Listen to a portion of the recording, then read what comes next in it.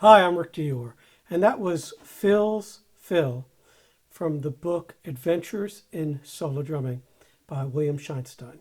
This solo is dedicated to the great Phil Grant, who was a superb snare drummer and player back in the 50s and 60s. He also worked for Gretsch as pretty much the artist relations guy. So you can read up about him in a few Gretsch books and online and things like that. Real interesting story there.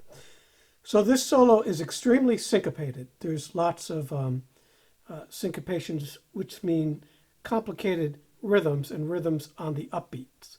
So you really have to feel it. I'm swinging it slightly. So if you look at the second line, we'll slow the metronome down to 100, and I'll play this for you. 1, 2, 1, 2.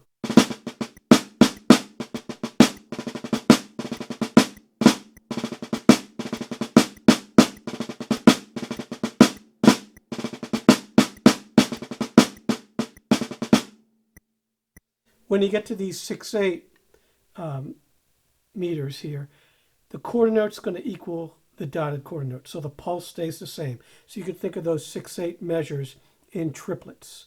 Okay, so you're 1, 2, 1, 2, 1, 2, 3, 4, 5, 6, 1, 2, 3, 4, 5, 6. That's how you want to feel that. The solo is not that difficult compared to a lot of the others in the book, but it does have one particularly hard section, and that would be the last two lines. So I'll play this for you slowly. 1, 2, 1, 2.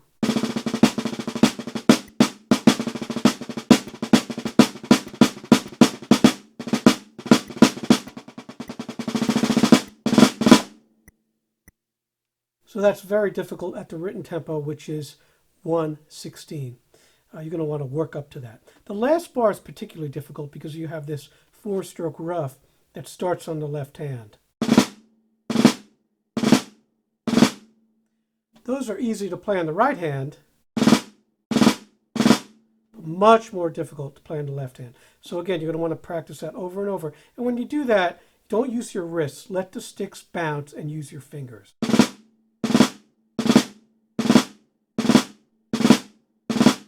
So it's kind of a clinch where I'm releasing my fingers. You don't want to do this. You want to just kind of rip it and just make it sound like one long thing, like yup, yup, instead of da-da-da-da, instead of a triplet. Okay? It is written as a triplet there, but it's a 4-stroke rough. So we're going to play this solo for you slow now. I think this one's worth doing slow. I don't normally do this for this series, but we're going to do it here because it has a lot of benefits played slowly as far as timing, and I have my students do it slow as well. So we'll do this at 100. 1, 2, 1, 2.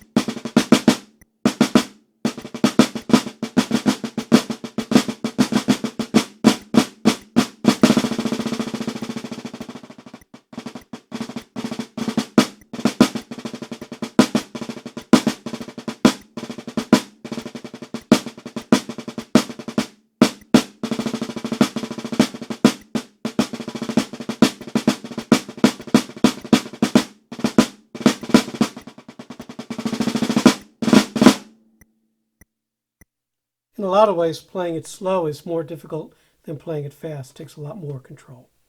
So I hope you enjoyed this solo, Phil's Phil, and we'll be back next time with the next solo in the book.